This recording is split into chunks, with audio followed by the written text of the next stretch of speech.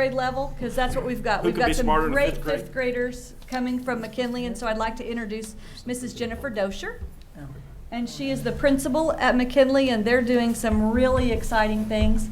I would celebrate with her just at this point.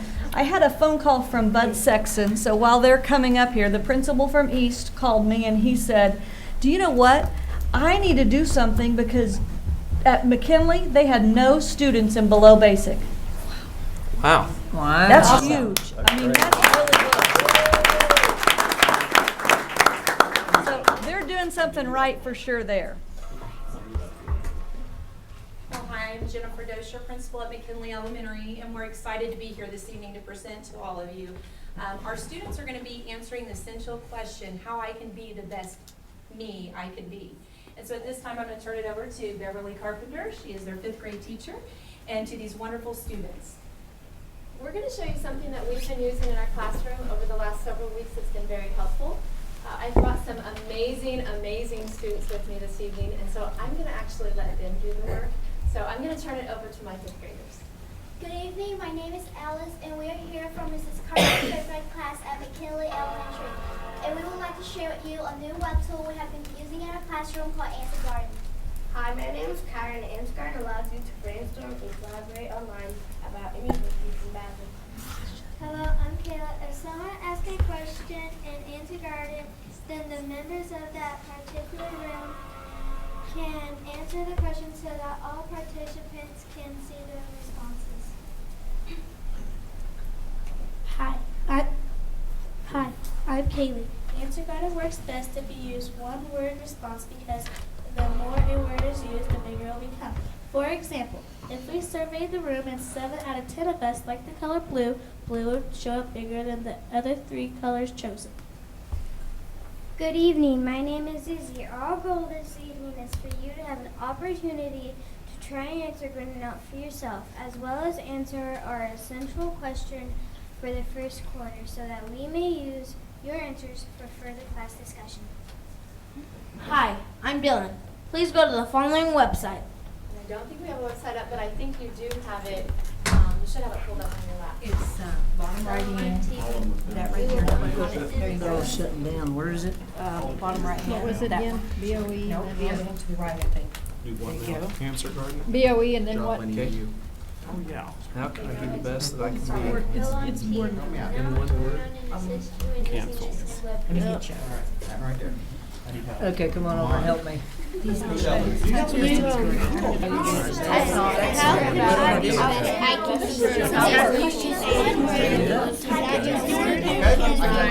if you guys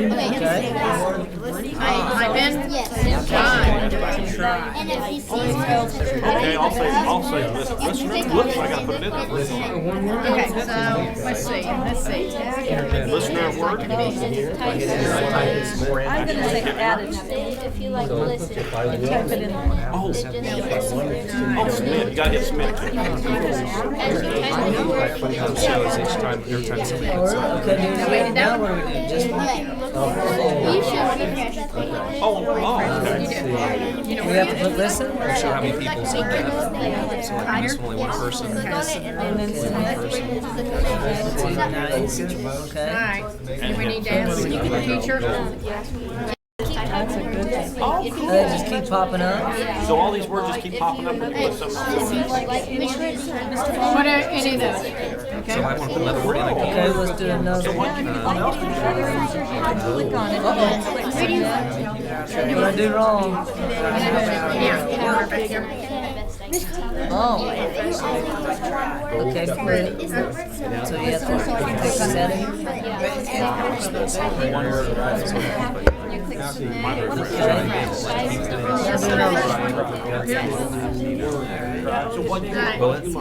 Nope. That would be good. Now what does it do? Did you hit submit? Oh. Tracy, I'm sad.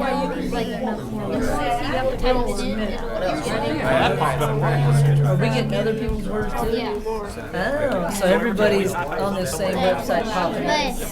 Oh, okay, now I see what Type in our word and then They do it all.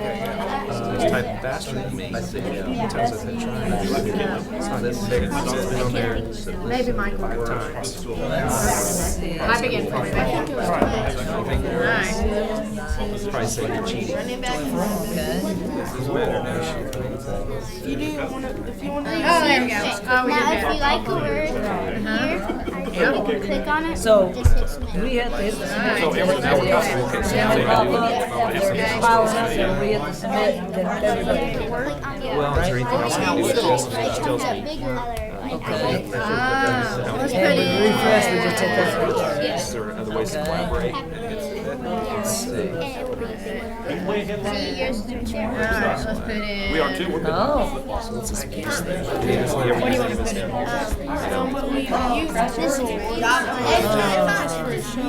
think it died. Oh, there it is.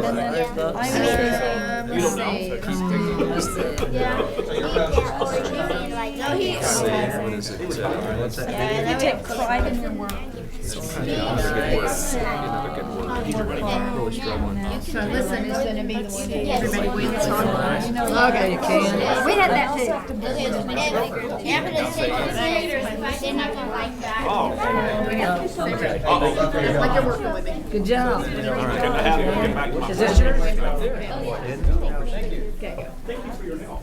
It's okay. See you later, baby. Miss Carpenter, I have to say that you must be an outstanding teacher, and how, because when he was helping me and I was struggling, and he made this comment, after I made a mistake, after about the 3rd time, he says, "I really like how you try."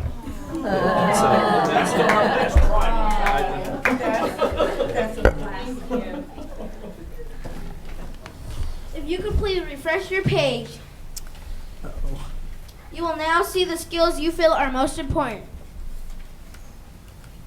And if you'll notice, like Izzy was telling you earlier, or Katie, I believe, the bigger words are the ones that you guys feel are the most important, the ones that were typed in the most times. So it looks like listen. We think that how to be the best you can be is by listening, 8 just times. to try, to set goals. Okay. So how many times do you type in try? Me? 6 times. Oh, that's cool. Oh, those As are you can neat. see, I like those. trustworthy, leader, and honest are important in our classroom. So we did this last week, and these are the words that we came up with that were most important. Hello, I'm Tommy. We would like to thank you for this opportunity to share this new collaboration tool with you. Even though your work here is finished, our work has just begun. We will now take your answer back to our classroom to compare and contrast what adults and students think that are skills necessary to be successful. Thank you for taking the time to help shape our future.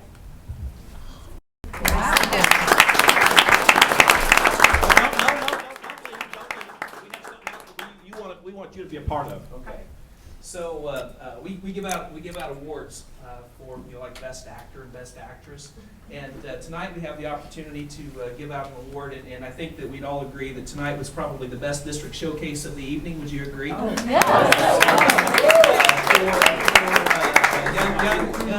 young men and women actors who want to be the best they can be. So what we have here today for you guys to get your picture taken with is an actual Emmy Award, a real live Emmy Award that the district received, but tonight it's for you guys. So I want you guys to hold that. We'll be an sports special, Outside the Lines, Joplin City of Hope, ESPN2.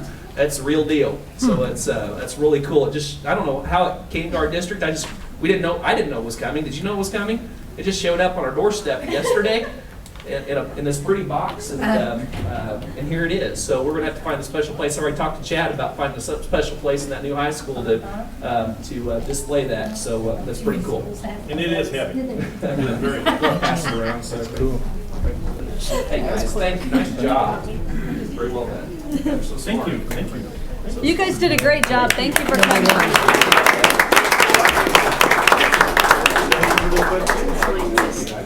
That's cool. Arts and sciences. Thank you.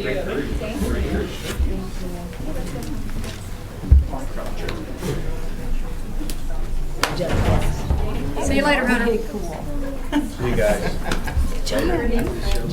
You guys go home and do your homework now. Good job. Good job. Need a motion for the approval of the agenda. Second. Motion been made by Mr. Flowers, second been made by Amy Sharp. Please vote. Yes. Yes. Yes. Yes. And yes. It's waiting for Dawn. Reports.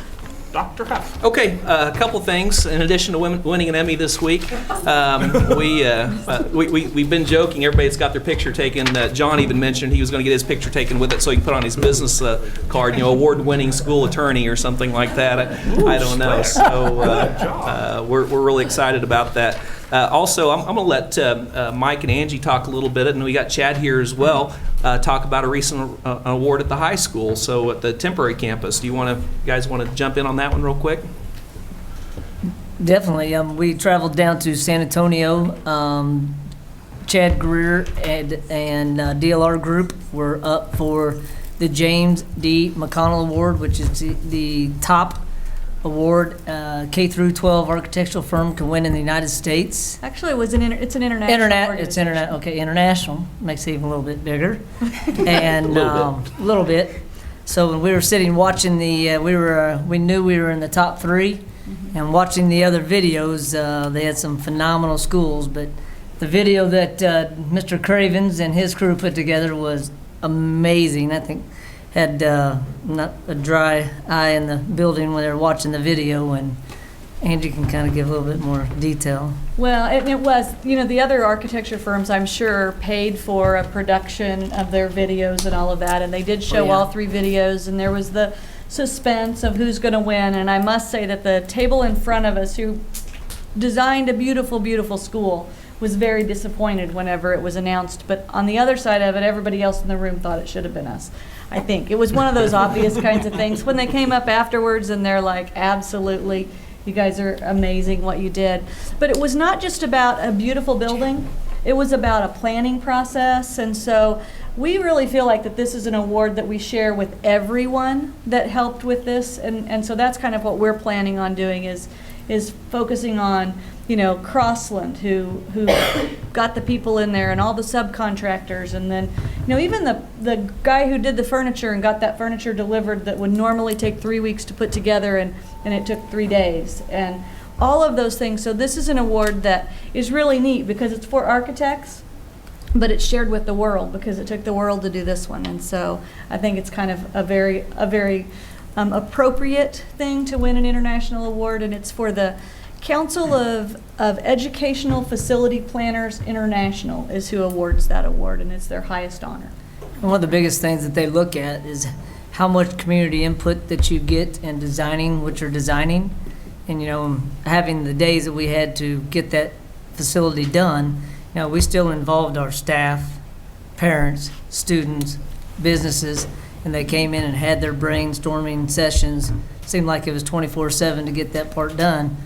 But we still did that in the time manner that we had, and probably put as much or more time as the other schools who had years to build their schools. Actually, one of the members of the jury, which would be like the people who are the judges, came up to us afterwards, and what she said was that you didn't win this because of the story of the tornado.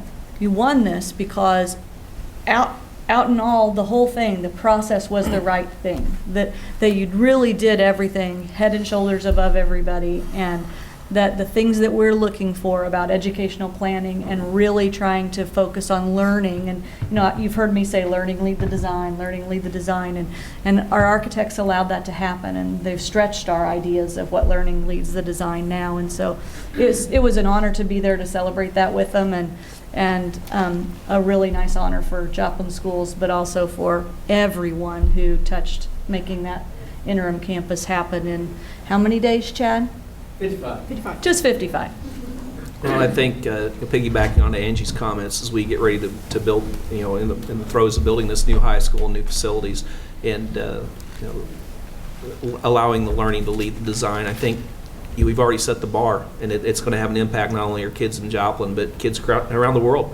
A new standard's been set, and in terms of planning and how you put a school together to allow the learning to happen. And Chad, congratulations. That's quite an honor for your firm, and to have that local Joplin firm be the winner, and a Joplin school be a winner in that. And we did it like you said, 55 days and the community involvement and the process we went through and having the kids there partaking in the process, everything was right about that project. And the end result was not only that great project, but several other projects in the district, and it was a team effort. So I appreciate and congratulate you and your firm and DLR and everybody else who was part of that. There'll also be a little economic development in it for Joplin, because now they'll hold a symposium and bring architects to town to show it off. So cool. that's, It's kind of next a step. full meal deal. Cool deal. And they're doing the same thing on the one we're getting ready to build. Oh, well, we've They're already doing got the same plans. kind of input. We've been asking, where's the conference going to be for the next one? So that 2015. 2015, because we think we're ready to win about 3 then. But they just, Pretty exciting. yeah, very. At this time, we're going to segue a little bit. We didn't get to do a couple things in the work session I think are really important. We have Justin and Nathan here tonight. For those of you that are in the audience that weren't here for the work session, we were talking about standards of excellence, the old strategic planning process, BOE-Sept 5, and we're going to get into the standards of excellence here in a little bit. But Justin and Nathan have been very patient, and one of the pieces to this puzzle is accountability and how we're going to measure and accomplish what we want to do.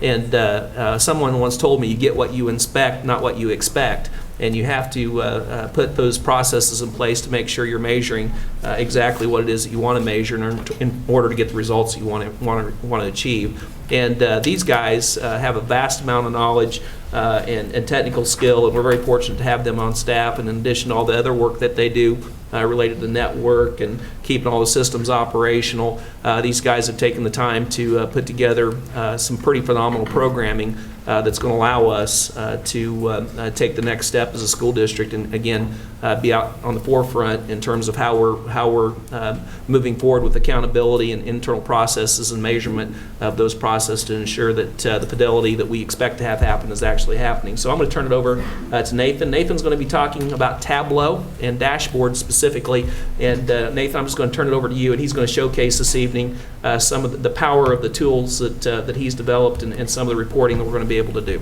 Speak loudly. Hello, my name is Nathan Powell. I'm a programmer for the district. One of the things that I've been doing pretty recently is regarding Tableau. Basically, Tableau is a reporting piece of software that interfaces with our student management system. It pulls data into the Tableau product out of our campus, or the campus, and we can use that data and we can just make it visual. And this is an example of one of the reports. As you can see, it's very interactive. You can go in, click. It's very menu and filter driven. Just make a change. It's all live. This one is regarding attendance. You have the district and the building itself. You can select the different buildings. It's pretty interactive. It's pretty quick. We've made a lot of changes that way. Another one is PBS. Behavior is a very good one that we try to focus on, and this is what the principals actually use to report their numbers. It's broken down by the event, about what time of day the behavior event happens, where the location is, what month is. So if I were to go to a previous year, you'd be able to see like the months change, so we get different totals for the month.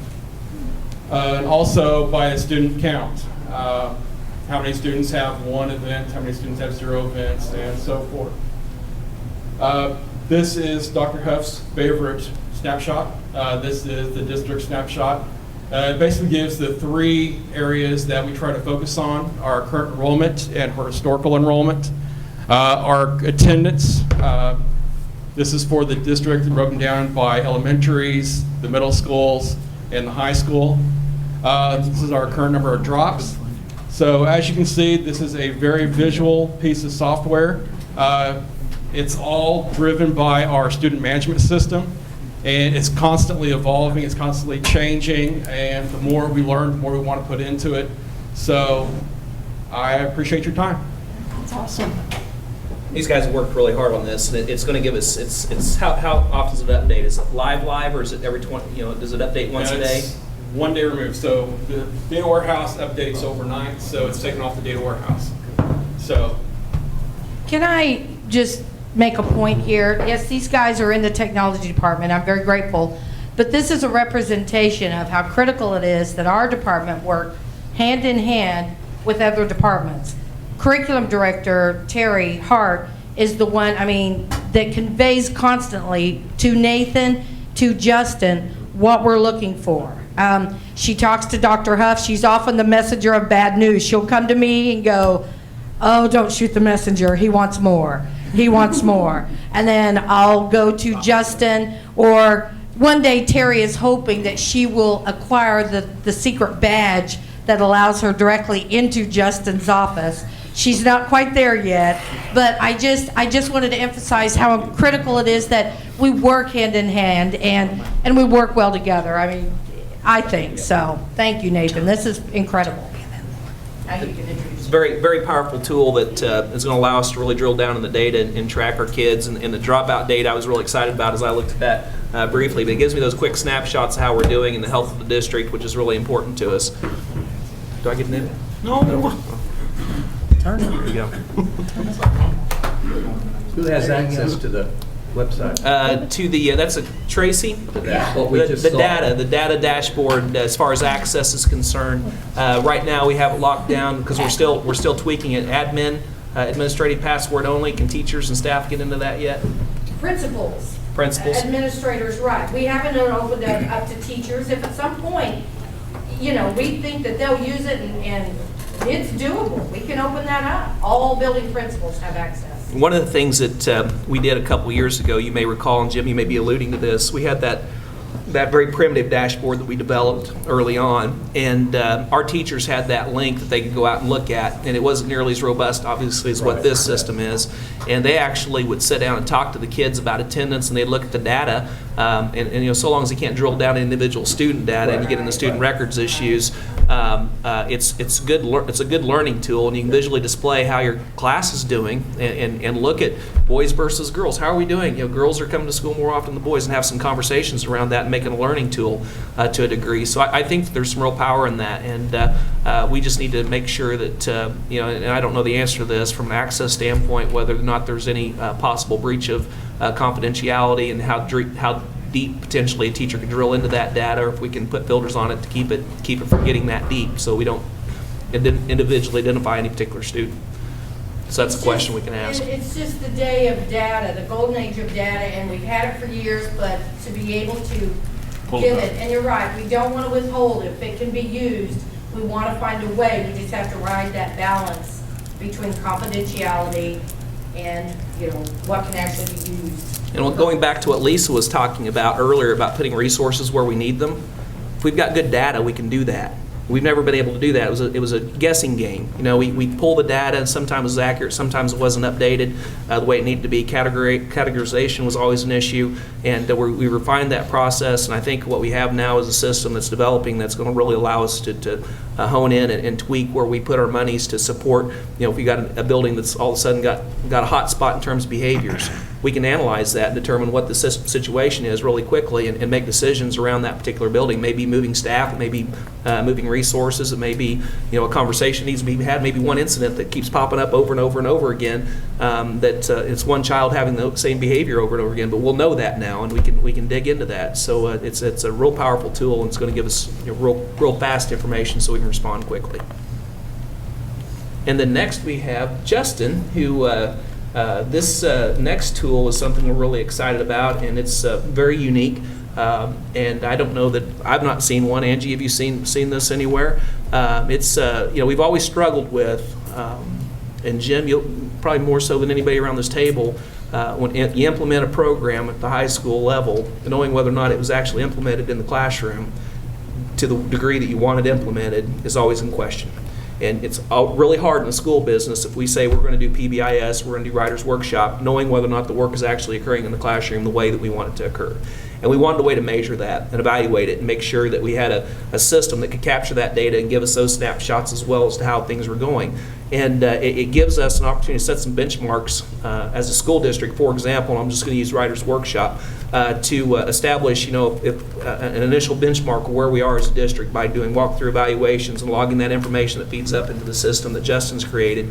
And if, for example, implementation on a 1 to 4 scale as a district, we find we start out the year at a 2.1 as a district-wide. We can establish district-wide goals then to say, by the end of the year, we want to be at 3.0 in implementation. Let's make sure we're holding the line there and do our evaluations as such, and measure that progress over time. And it's an iPad app that he's developed.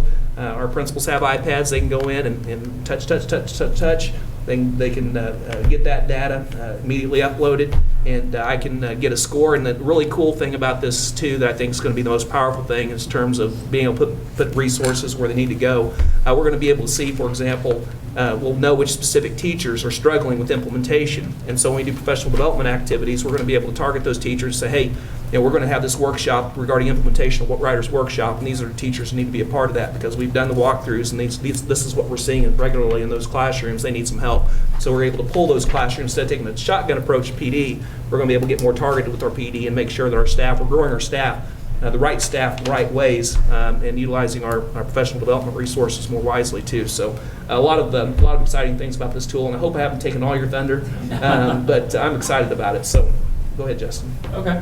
Well, this is my e-assessment tool. I need to assess things like the Writers Workshop was brought to me, and I've developed this to pretty much we can rate anything on a scale from 1 to 4, from the building's cleanliness to teachers' engagement level with their students.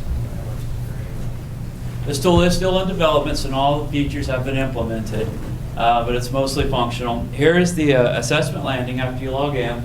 I've got one test assessment right now. It's mimicking some real-life assessments that we put out there. We can select it. I've integrated this tool into our Active Directory system and Infinite Campus. That way we can log in with the same username and password you use on the computers, and we can pull the teacher straight from Infinite Campus and get relevant up-to-date information. This keeps us from duplicating information and having to go to different places to do the updates. So we'll type in a name here.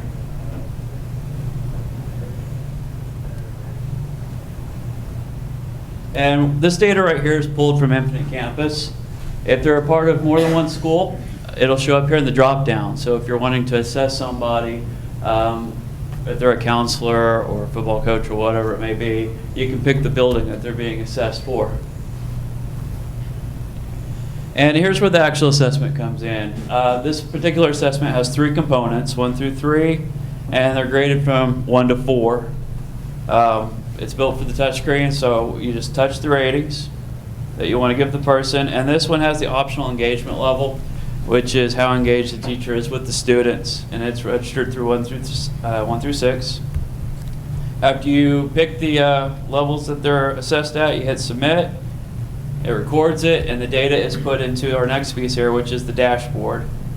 What the dashboard does is it takes all the data and it gives us kind of a high-level view that we can tunnel down to more granular detail. This is not a reporting system. The reporting system has yet to be made. This is kind of an at-a-glance. Where are we at? For the teacher implementation job and schools writing model, I've put 10 years worth of fictitious data in here at 4 assessments per year per teacher. That way we can get a pretty good idea how things are going to work. I've got the latest year 2022 selected. As a district, we would be at 2.48 out of 4 stars. 3,640 assessments were taken into account on there. Breaking this assessment out into its individual components, you can see how it was rated and then the counts that go in there. The reason the counts are displayed is because if a teacher is not covering a certain piece of this assessment, when you go to assess them, you can opt out of assessing them against on that, and it won't count against them. If you select a certain component, all the buildings load, and you can see how they compare against each other under that one component. And the value is that can be where we would want to send teachers who are just learning, like particularly new teachers to the district. We could send them to a school to do observations that is further along in the process of development. So it's not about comparing as much as it is about knowing where our resources are needed, knowing where we need more professional development, because there's all kinds of reasons that one could be up or down. All right. And if we click on district here at the top, this loads us into an average for every school. The previous screen showed per component. This is all components averaged together, which generated the district level view. We can take it a step further by selecting a school, and it will load that school's 3 components so you can see how they average out against each other. And going further than that, we can see the individual pieces that make up this component, the teachers that fall under each rating. Just again, reiterate, this is fictitious data that we Yes. put in there. Yes, it is. I don't know why teachers get concerned. They see their name up there.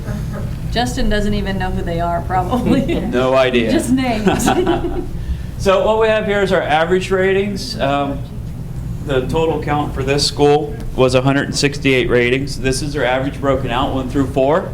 And this is the most recent ratings. That way we can recognize trends. If things are going worse or staying the same, it can be easily identified using those bar graphs. If we come down here and we pick somebody from the 1-star section, we can select that teacher and go down even further and see where they've been through the year on their 4 assessments that they've been given. This person started out as a 4, 2, bounced back up to a 4, and fell to a 1. So this could identify needs for a 1-to-1 basis.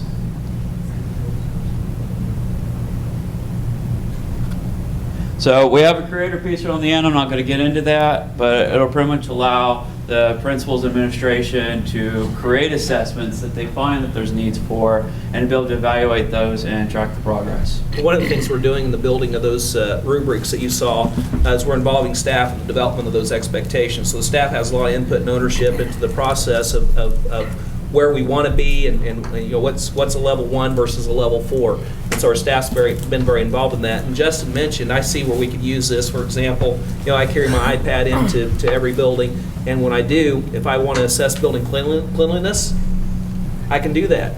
If I want to set up a rubric about entryways in a building, what they look like, that first impression, I can do that. And I can collect that data throughout the year and provide feedback, and our custodial staff can be involved in that process too, and really generate some tools that will allow our classified staff to do that. There could be ways to engage our parents. You know, maybe there's an iPad that sets a parent-teacher conference, and they get an opportunity to rate their parent-teacher conference experience. And we have data then. We're collecting data, numerical data. Then we can quantify it. If we can quantify it, we can measure it. And that's always been the problem with implementation of programming in public schools, in my opinion. It's hard to quantify implementation because you just don't know. So Angie and Terry have been working really hard the last several years with IPI that you may have heard about, to walk through trainings that our principals have been through, trying to get more and more consistent with how we evaluate individual classroom components that we're looking for, and we've done a good job with that. And all that information, all that work is going to be able to pay huge dividends in this system, because we're going to get more consistent in our data reporting and tracking over time. And the more data we have, the better decisions we're going to be able to make. And so we're going to collect some baseline data. We're playing with Writer's Workshop right now, as Justin told you. Even though we can't do the reports, we can still go ahead and start collecting the data. He's working on the reporting system. It's all feeding up into the data warehouse, and as soon as he has the reporting system done, we'll be able to start generating some of the reports that we need to ensure that the system is working properly. So it's going to be interesting to see how this evolves, but I think it's something, again, that's one of those cutting edge pieces that are going to play huge dividends in terms of our planning efforts we'll be talking about a little bit later, and certainly where we put our resources. Well, and I would like to add that the evolution of our technology department from the beginning, when we started with e-tech, and you know, it's a matter of giving computers to teachers and supporting that, and how can we have that many laptops on the network and all of that, to now where that's just procedural and it's just what we do, to where we have people like Justin and Nathan who are creators of these kinds of systems, and that's not something that every school district has. It's something that's very different, and so I just want you to realize the power that we have. I heard somebody say that the average app that somebody creates makes $30,000. That's the profit off of it. And he's developing apps for us all the time, and so it's saving us a lot of money. He didn't hear that, I don't think.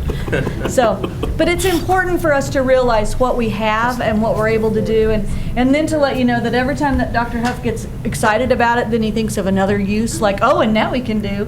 And so that's where we're at. So we're keeping up with him the best that we can, and we're moving along, but it does take a lot of time to do all of that programming behind the scenes, and we're very, very fortunate to have that skill level. And the cool thing is, as he mentioned, he's developed the framework. We're going to be able to, I'll be able to go in and establish or develop my own scoring guide. Correct? You won't have to do that. I type it in myself, the criterion and everything. So once he's developed the framework, then building principals can develop. If they got little things that they want to work on and evaluate, they can do that too. Or if they have something as a building project that they want to work on, they can do that as well. We've recently developed site council implementation. We have Bright Future Site Councils at every building.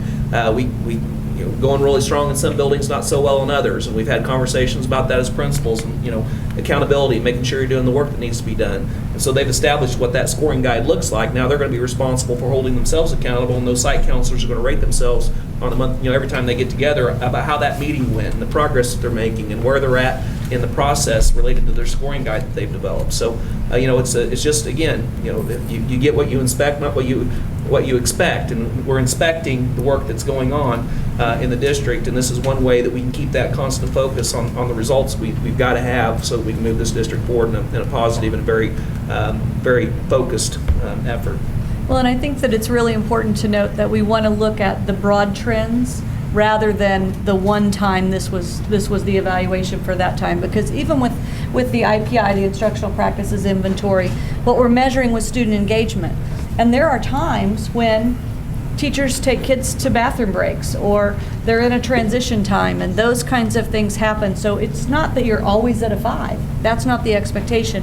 What the expectation is that we see that those trends are, as a building, moving in the right direction. And so developing research-based practices that then we develop to collect data on through this tool will be a really powerful thing.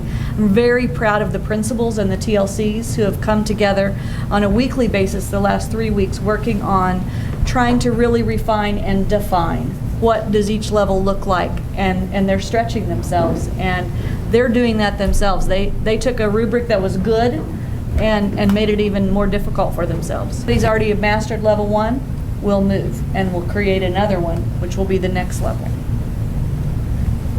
So any questions? It's taking some time. It's all coming together at the same time, which is good. And I want to thank you guys again. Appreciate you sticking around and all your hard work. You guys, they've been amazing and patient. Go ahead and take tomorrow off. Yeah, well, no, they can't. They got to have some finish. $30,000 an app, Mike, Jim. I mean, we got to keep them working. Thank you guys. Appreciate it. Have a good evening. Have a good night. We should probably not put that on live TV so people might steal them from us. Exactly. It could be a challenge. They're good guys. Next, we have a construction update on East Middle School. I'm sorry, Operation College Bound. I'm jumping around. She's sitting there waiting. Sarah Mwangi, our new principal at Columbia Elementary School, is here to share an exciting new program that I'm really proud of this group.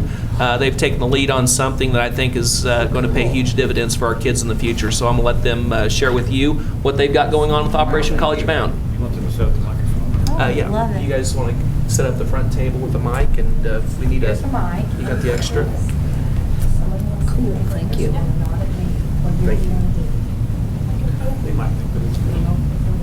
I think it's me. That's true. Let's put that tight one on and show you. My name is Sarah Mwangi, principal at Columbia Elementary. I have with me tonight Libby Bird, 3rd grade teacher, and Jennifer Statler, kindergarten. And I have to be totally honest, I'm going to take the back seat because this is their baby. I came on board in July, and they shared their idea with me of something that they had experienced in the spring, and I'm going to turn it over to them and let them tell you about it. Hello, everybody. Thanks for having us. We're very excited to be here tonight. We've put in a lot of blood, sweat, and tears in this baby, and we're so thankful to be sharing it with you tonight. We're going to start off with our commercial. so you can kind of see a little bit about us.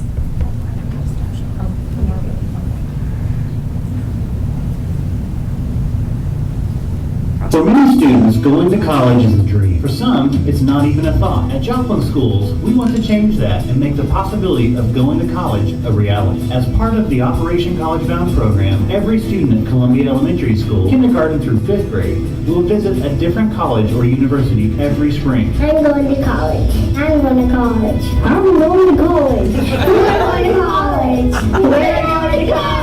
To learn more, please visit facebook.com/Operation College Bound. That's awesome. That's good. And that will be airing on TV at some point. Just a little bit of background. In April, Libby and I were honored to go with Bright Futures on a charter bus to Henderson, Kentucky to see their elementary school. And they had a program similar to this. So on our 8-hour bus ride on the way home, we just talked the whole time about this, and we came up with a name and a premise and the reasons for doing this, and that's what we're going to share with you tonight. If you can go ahead and click it. There's us at the bus stop. I think that was at the Ponderosa.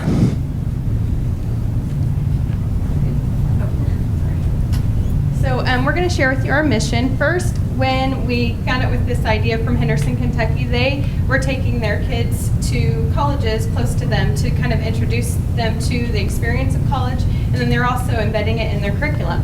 So on our 8-hour bus ride home, we decided that, we have so many colleges close to us, why don't we utilize them and bring our kids to those colleges? So our kindergartners will be visiting Crowder College, our first graders will be going to Missouri Southern, our second graders will be going to NEO, our third graders will be going to Pitt State, our fourth graders will be going to MSU in Springfield, and then our fifth graders will be going to the University of Arkansas. Through implementing this into our school, we also wanted our teachers to start thinking about that it's not just a field trip in the spring. It's actually going to embed vocabulary and things within their curriculum and their daily practice to get the kids ready for college. And within this mission, part of it is that we want our students to be able to answer the questions, what do you want to do, where are you going, and how are you going to get there? For example, a first grader might say, well, I want to be a vet, and I want to go to Missouri State. Even though, I don't have a vet program, but they don't know that. But, well, no, they might. No, they don't. Anyway, how are you going to get there? Well, I'm going to work really hard, or I'm going to go to school every day. So it might be as simplistic as that at first grade, and then as they get older, we're hoping that that develops. So after our 8-hour bus ride, we had talked to Kim Van, and she had told us anything that develops into something from this trip, please contact me. I want to know what's going on in our schools from this bus ride to Henderson, Kentucky. So we met with Kim Van in August, and lo and behold, she was so excited about what we had developed at this point that she said, you know what, I think if we take it to Bright Futures, I think that they would probably fund us. So at this point in the program, they are saying that they're willing to fund us for this year and possibly the next year. And then they're also helping us promote our cause and what we believe in. So what we've done so far, we have contacted all of our 6 colleges and universities, and we have not set up dates, but in January we'll call and set up dates for our actual trip. Through the help of Bright Futures, we have created a logo, a Facebook page. You've seen our commercial.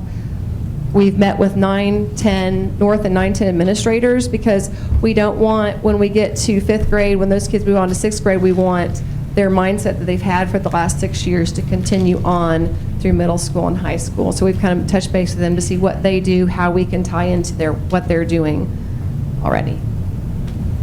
And then we had to launch it in our school. So this was the fun part. We had an assembly last Thursday to get the kids pumped about our cause and about what we were getting ready to entail. So at this assembly, we had mascots from the different colleges. All of the teachers were wearing our shirts with the logos on it. The kids were really excited because they had heard us talking about it. We also had alumni from different colleges that were either parents or friends and family from our school come and talk. Dr. Huff came and gave a speech about how the importance of going to college. It was just a kind of a pep rally for what we were about to endeavor. The second aspect of our launch was Third Thursday, and this was just a great event. We had our tent set up with our banner that Bright Futures made for us, and we had our art teacher help us, and she did an amazing job helping students create art. And then they mounted it onto Mapboard, and we had a silent art auction. And we had parents coming by, we had grandparents, we had strangers coming by that had no idea who these kids were, but were going on and on about the art and buying art and bidding on it. And we were passing out flyers, introducing ourselves to town, and we ended up making $1,000 just on that event. But it was a great also community outreach and getting the word out there about what we're doing. It was a great event. So past what we've done so far, we do have some long-term goals. We're hoping that this can go district-wide, maybe by next year. And then we also are continually working with the middle schools and the high school to continue the program and get ideas and feedback from them on either what they're currently doing and how we can stay cohesive with that, plus getting ideas from them or giving them ideas of how they can take what we have started and continue it on. We are also currently developing a manual to help that process through.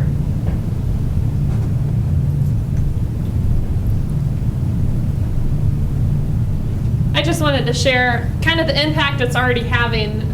We're in the beginning stages of this process, but a couple of stories in particular that just stay in my head and I shared with the staff through email. Third Thursday, 2 different situations that stick out very clearly. A grandma had come up to me and the girl was talking about the assembly all night long. As soon as they got home, she goes, she will not stop talking about this assembly and what you were doing. And the little girl looks at her grandma and she says, Grandma, I'm going to college. I'm going to work on saving my money to go to college. And the grandma, you could just tell her heart was totally in it. And she said, yes, dear, yes, you are going to go to college. So that was one just minor comment that this little girl has taken that and running with it. The other story is a single mom who shared with me privately at Third Thursday that evening. She had come up and, she explained, I didn't go to college and I'm just now in school and I'm struggling how to be a single parent, how to go to school, how to get that education. She said, if I had this at an early age, I can only imagine the difference that it could have made for me. It goes beyond parents. It's affecting our staff members. It's affecting all of us. And kind of the quote I've given our staff is, we're not just impacting kids, we're impacting families. Lots of potential, and we're nothing but excited to take this endeavor on and see what possibilities it has for our kids who maybe don't have that person to tell them, hey, that is possible. That's an idea, you can do that. And so starting that at the kindergarten level. Sometimes people think kindergarten, that's really young, but you can never start too early. Sarah, could you tell the group what your free and reduced lunch count is in Columbia? We're currently at 62%, which is higher than what Columbia has been, but I think more of a district average. So more than 1 and 2 free and reduced lunch rate, and it's increased over the years. So we have a lot of potential for these kids who may not have the hope on a daily basis to give them that hope of the dreams and possibilities that they have with their future. Questions? Good job. That's great.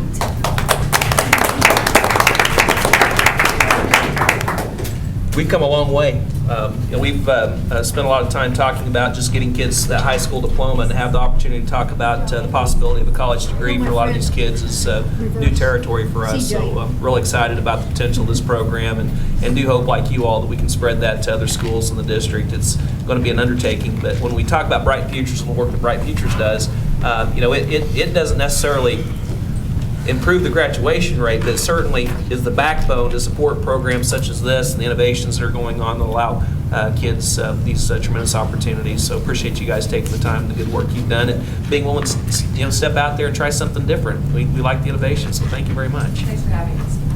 Great job. We expect you back for an update later on. Absolutely. We want some kids with them. Showcase in the spring so we can talk to you about the field trips. Yep. Bringing kids with us next time. Yep. They were actually scheduled for this month December. or December. For December, we switched with Dr. Gilbert. Yep, He's so with they'll be us. back in the spring to Cool, for an share how update. the trips went. If anybody wants to go on a field trip, see college campus, just let us know. We'll hook you up. Jeff, that's our chance to be on college again. I was thinking my daughters need to start doing some of those visits.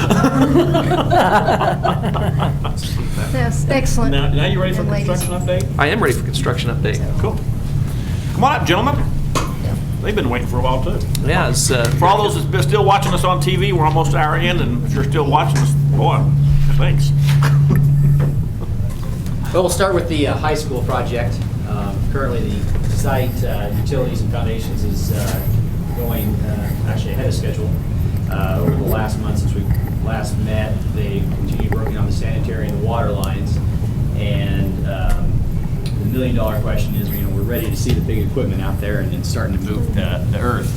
That equipment started arriving Friday. It continued Monday, today, and will through tomorrow, with the promise that they will be starting on our building pad this Thursday.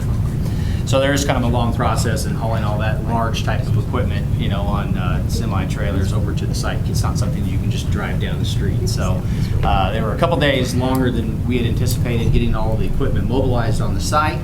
But working with the contractor, they've been very easy to work with, and we've been able to accelerate with our building pad schedule, which by a significant amount of time. So the building pad is anticipated at being completed by November 1st. And at the same time, while they'll be working on the sediment basin and continuing with rough grading. Our structural steel, our foundation structural steel package is on the street. We have a pre-bid in this building Thursday. And at that time, if we're not throwing any curveballs, we anticipate to keep the bid date of October 12th at 1:30 also in this building. Completion of receiving the bids and meeting with the apparent low contractor, we will get with them to find out if there's any potential BE items that we can save and pass along to the district on some savings. And we will prepare letters of intent that will allow the contractors to start procuring shop drawings. We're on a very aggressive schedule at this point in trying to move to the next level of getting the foundations in the ground. So while we're preparing contracts and obtaining bonds from the contractor, we'll start the submittal process. The architect at this point has been very responsive in any issues that have arisen on the project at this point. So we will expect that they'll be able to aid in procuring those, the review of those shop drawings, that we can get those back, get the materials on site with the intent of being able to start the foundations package on or around Thanksgiving. So far, so good. All right. Any questions? Ready to see a pad. Yeah. Yeah, well, yep. Come out there Thursday, and I'll probably see some black smoke shooting out the top of those pieces of equipment. So. I'll jump into Irving. Currently on Irving, we've got most of all of our critical path contractors underway as far as securing the contracts, getting the shop drawing procedures moving forward so that we could release and procure material to keep them on site. Currently, the work that's taking place, CAT has mobilized. We talked last time about those guys getting out on site and doing the dirt work. Snyder's working through their shop drawing and procurement for the site utility work. We've got about 2 weeks to finish the building pad over there. We're going to have a little bit of lag right now waiting on our reinforcing drawings from DeWitt. They're moving quickly with securing the shop drawings. We're working through that with Toth and SAP Design and Associates right now. So the shop drawings are proceeding as hoped and anticipated with a good turnaround on those. And we've got some real aggressive durations that we received from them on the bid time. So we're expecting that to turn around real quick so that we'll kind of follow suit and start drilling piles in the next, it'd probably be about 3 weeks, three and a half to 4 weeks before the piles start. Once that starts, there's going to be a lot of it. We have over 300 piles to drill. It's going to take a little bit of time. I think we've got 40 days in just drilling. So we'll see a few rigs out there, and we'll just be drilling all over the place, and that'll happen for a month and a half. After that, we'll continue on with the grade beams. It's all in DeWitt's package. And we'll just keep moving forward with the concrete. At the same point right now, our steel or our actual structural steel package shop drawings are underway. So by the time we've got the foundation in place, the steel will be sitting right on top of it. And we won't miss a beat there. Everything's moving really, really well on the Irving site. So good news on that front. Any questions about Irving? I'll jump over to East Middle School and Elementary 2. You didn't set a well if you hit any oil or water?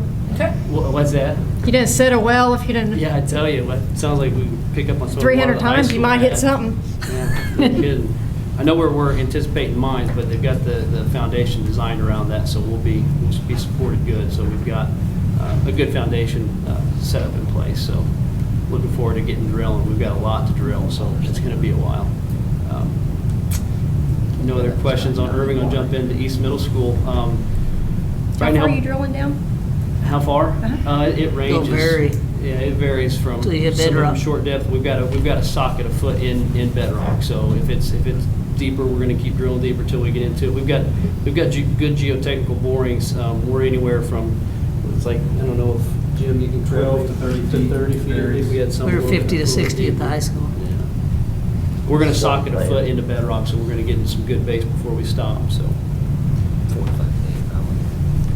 With these, probably a little bit more than that. We changed from the piers to micropile, so we'll get quite a few out with the 300. So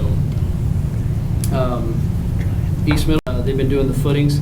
They were also successful in getting the concrete package. They bid the combination bid that secured the site utility package, the footing package. The footing package was separate. They bid the concrete package, the site utility package, and the general trades package.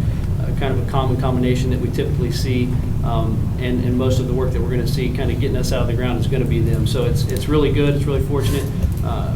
Branco's been a great contractor to work with. They're just moving full steam ahead. Footings are progressing just as we had hoped. We're kind of doing some adjustments with the steel and the load-bearing masonry, so it's going to give us a good opportunity to take advantage of the season, get out with our grade beams, our footings in, get as many of the slabs as we can get set, so by the time the steel shows up, which is currently expected around December, first week of December, before we start seeing steel, structural steel. They're in shop drawing phase right now, so we'll get those designed, get the shop drawings approved, and then procure the materials. So over the next few months, we're just going to push to get all the footings out, get as many slabs as we can get out. We've got some load-bearing masonry areas that we're going to back out and leave some slabs out for those to get in and get done, but we're going to get as many of these slabs in as we can this year. And really excited about that, and again, it's all in Branco's package. They're moving full steam ahead right now. Got the cast-in-place walls. That'll be coming up out of the ground a little earlier, so the walls that we'll be seeing actually stand up out of the ground. I would say probably in the next 3 weeks, 3.5 weeks, when those walls are going to be coming out.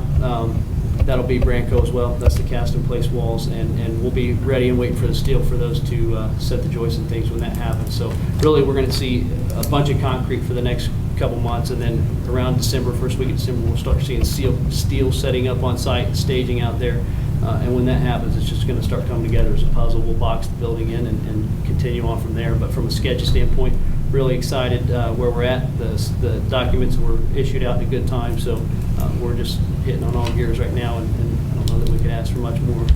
So we've got a lot to happen through the winter, so it'd be good to see a good winter, but we're moving right on. The two elementaries in East. December 2013 for all of them.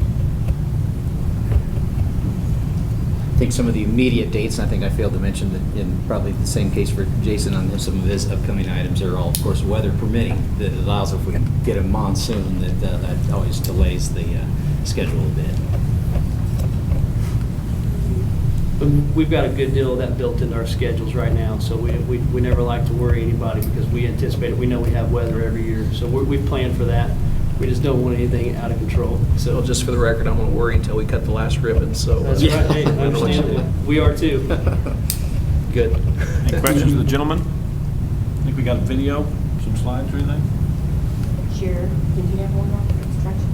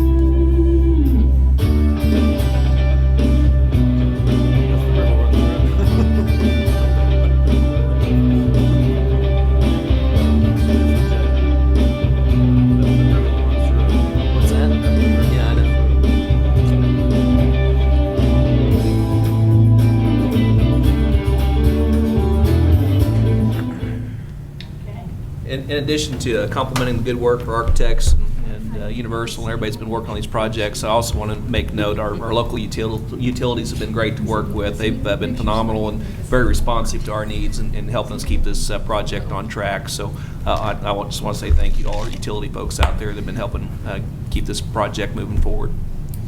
Thank you, guys. Thank you. Before we change out of construction, Mike Johnson, do you have any more updates on safe rooms or anything?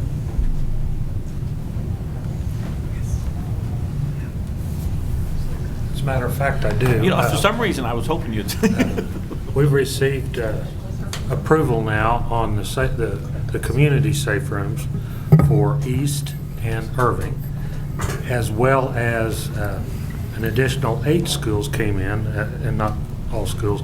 We've got all of our 16 safe rooms have been approved with the exception of West Central, Columbia, and Emerson, which are delayed somewhat because of the age of the schools, and the historical review process has to be completed before they'll approve those, as well as the high school. They're just waiting on the finished designs and paperwork, and that they're holding it in Jeff City to approve it on the fast track for us because they know that it's, we asked for the 3 rebuild sites. I met with the architects yesterday, went over, after following a meeting with Dr. Huff and Jason Cravens and Dr. Bessendorfer. On Friday, we went over the sites and where we wanted the rooms located, and I met with the architects and went over all those, and they're preparing site plans. They're master planning the sites for where the safe rooms go, parking and so forth, and the changes that will need to be made. I hope to have those back in a week or so, at which time we'll go over them with Dr. Huff and get further input before we go to press on the drawings. We're going to try to pick the low-hanging fruit on the designs, which what I mean by that is pick the schools that we feel that we have the highest or best opportunity to have constructed by next spring, so that we can get as many kids and have schools, safe rooms at the schools for as many schools as possible. Some of them will be disruptive to the current operations where the safe rooms go. We'll put those a little bit farther back and try to get the ones that we can get built, if we can, done as quickly as possible so that we can get some kids in this spring. Cool. Thank you for the update. Anybody questions, Mike? Are you doing any safe rooms like at the bus warehouse or food service or Jung areas? Jung, yes. We have one. It's been approved. That's one of the ones that we have approval on. We're not really. I don't think we're targeting it as a fast track one because the kids aren't there, at school. Right. Any other questions? Thank you, Mike. Appreciate that. Ready for the next one? Yeah, we've got Jim Stuffelbeam here to talk about an Irving update. He's got some pictures and some things he's going to share with you this evening. It's that plan's become obviously more fully developed and has some colors to show, and so we're here this evening to present that to the school board. So Jim, we'll turn it over to you. Yes, thank you. And congratulations on the Emmy, by the way. I would bet you're probably the only school district in the country that has an Emmy sitting on your board table. Probably so. I would think. That's pretty special. You might need Chad to, you might want Chad to go ahead and make a special place for an Oscar. That may be next. No, back of the range. Your design committee met recently, and that was a chance for us to give them an update on the bid process and how things were going, and to look at some potential opportunities for saving some money. We found a different brick, for example, that looks very similar to the brick that was originally picked but was at a lesser cost. So we went over some of those items with them and looked at some of the exterior colors and finishes, as well as interior colors and finishes. And we've updated our renderings and thought it would be a good chance to kind of refresh and re-energize since the last several weeks. I know we, and probably you all too, have been looking at a lot of numbers and a lot of construction reports dealing with dirt and concrete and piers and all of that stuff. So this was kind of fun to revisit what we were doing this for, and what this project anyway is going to look like soon. Right now, this is your new school.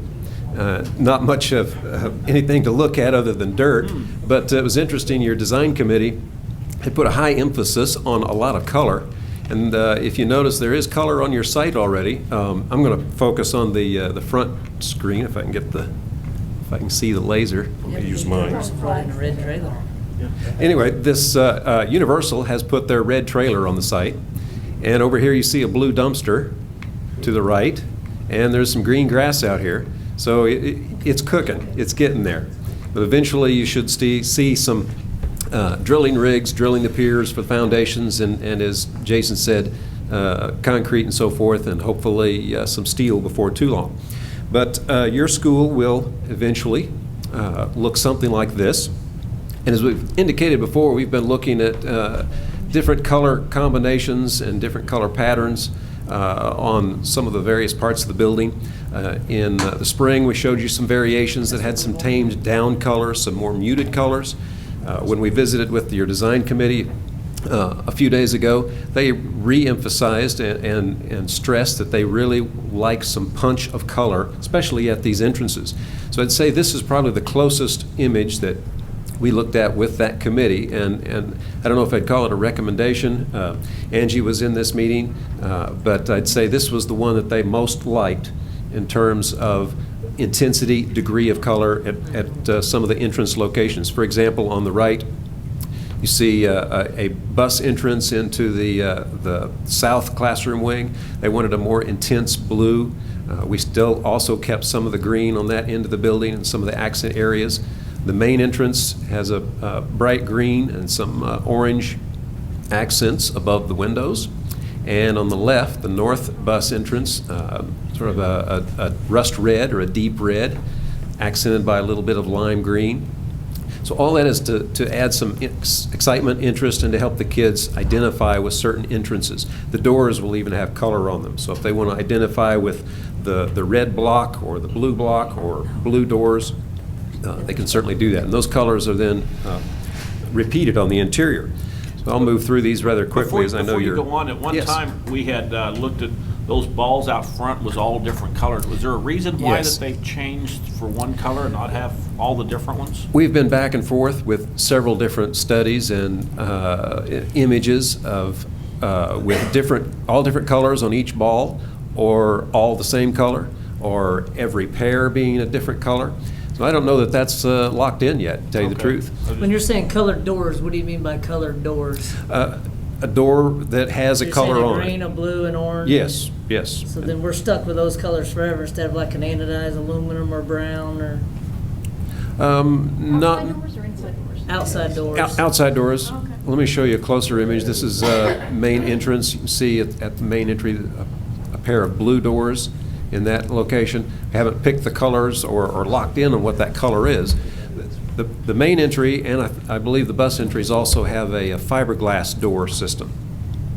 And once you pick the color on that fiberglass door, it is pretty well locked in until you change that door. You can't paint those. Yeah, most doors Yes. last quite some Right. time. But that's certainly a decision that we can revisit and review with you and the design team in the future. If the board prefers a more neutral color on the doors, that is still, those doors have not been ordered, so that's still an All your opportunity. window frames and everything are still in the anodized aluminum? Yes, the window frames are all anodized.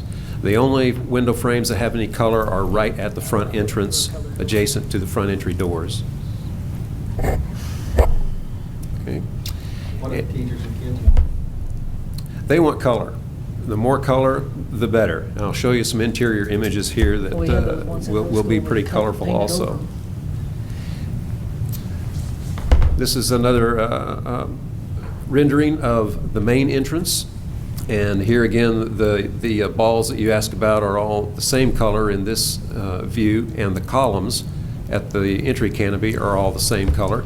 And we've been back and forth trying different schemes of having all of those columns be each a different color, or the balls being each a different color, as I mentioned. And some of the images, I think we as architects have stepped back away from that a little bit, in that you add too many of those little spots of color, it can get a little busy or distracting. But if you ask the kids, they don't think like architects. They just love color, and the more the better. So I'd say, as we've reported before, as the project proceeds, we'll have opportunity to put some sample colors out on the job site in terms of brick, stone, the synthetic stucco coatings for the precast, all of those will be looked at in the field, and we'll have an opportunity to select actual colors. And I would say that Yes. the going with the common color for all the balls was just one of those things of, we knew that there was some reaction to, should we tone it down? And so that was one effort to kind of still keep the color, but maybe not make it quite so various and different. And so I think what we want to do is to be sure that we honor the design team, but if the board has some very strong opinions and some recommendations that you want us to take back, I worked hard to clarify with the design team, are you okay with this? What do you really think? Because I think that's our job. Our job is, as a design team, is to bring a recommendation of this is what these folks want. And so if I need to take feedback to them, then now's a good time for us to hear that and understand that. I don't personally care. I don't work there. I don't go to school there. Last time I looked, when my kids were little, they said the more color you can put in the room, the better, because it stimulates the brain activity. But we had those type of colors over at Cecil Floyd. We've been painting over them the last 12 years, changing them. And that's our newest school. Are those different shades of orange? I mean, they appear that way, but No, not intentionally. That wall is Okay. curved. Okay. So the rendering program Doors adjusts are stuck. to simulate actual lighting conditions. The color. And the areas that you see that are colored, the accent areas, are a stucco finish. So those can be refinished should colors go out of style or you want to change the building in the future. We've talked about that before. And this image has a different color on the balls, for example. These are all green. I don't know if you noticed that or not. I guess one thing that I'm going to comment about it, since we started on these projects since day one and we went on these trips, we've always talked about the wow factor. And when I look at that, I don't see a wow factor of the color that hits me that we've had in the past. I agree with Jeff, it doesn't affect me, but we talk about that wow factor. So you like the original color renderings then? That had the variety on the beams? Yeah. Had more variety. I mean, that's just my personal opinion, but I mean, it goes back to them. But once again, I mean, I think when we talk, and you started this program, when you started this, you talked about color. Yeah. Well, now we're narrowing our colors down, and if it's about our elementary kids, if we go back and paint it, and I agree, if we have to go back and paint it, but once again, where's that wow factor? And Well, and I'll say this about Cecil Floyd. We mentioned Cecil Floyd. It's a, that, I mean, you drive up on it, and it's a school. Yeah.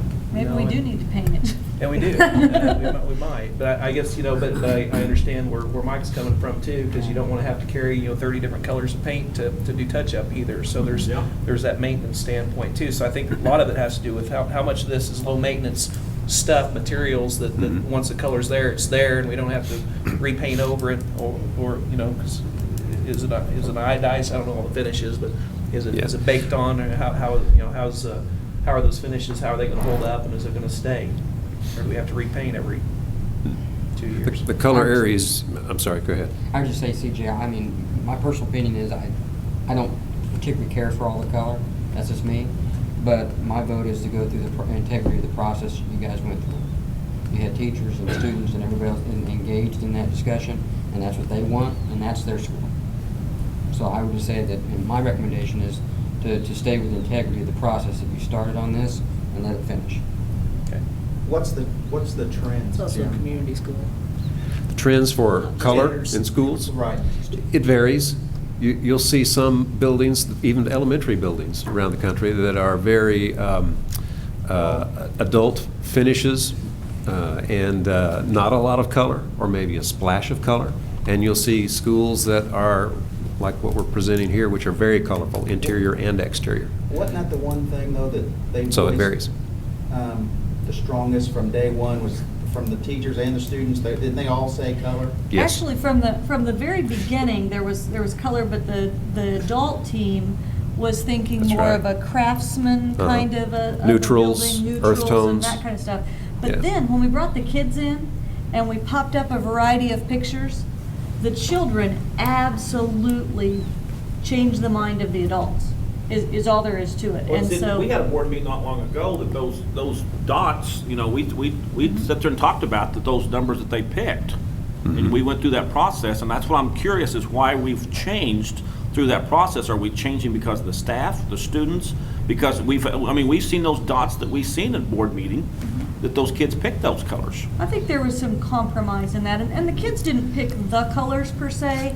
They picked the concept of, we like a lot of color, we like a lot of different color, and that's what then the architects rendered. And so one of the things we could do is to take, we've got lots of different ideas, and lots of different pictures of the different colors, and we're already talking about bringing the students in for interior color work again. So maybe one of the things we do is a real quick Post-it note activity and let the kids write on the Let them Post-it vote. note, I like this Yeah. because, and then take it from there. I mean, but what I'm trying to do is to make sure that we don't want to put you all in a bad position and bring you something that is going to be like, this is going to be a real problem. And so it's better for us to communicate up front, and so that I can be that liaison back and Jim can be that liaison back. And so that's what we need. We just need to know it would not be good if our committee brings forth, if we could bring a compromise, if there needs to be a compromise, that's what we would want to do.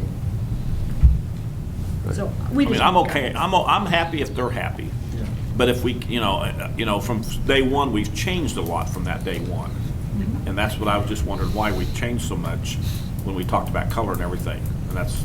Some of it was some feedback. Okay. And some of it was some of their feedback too, because I would say that some of the things that they were very clear on is we want 3 different colors for those entryways, because we want to be able to say, go in the red door, go in the blue door, go in the green door, you know, so that they can actually tell the difference. There was a point where there was more greens.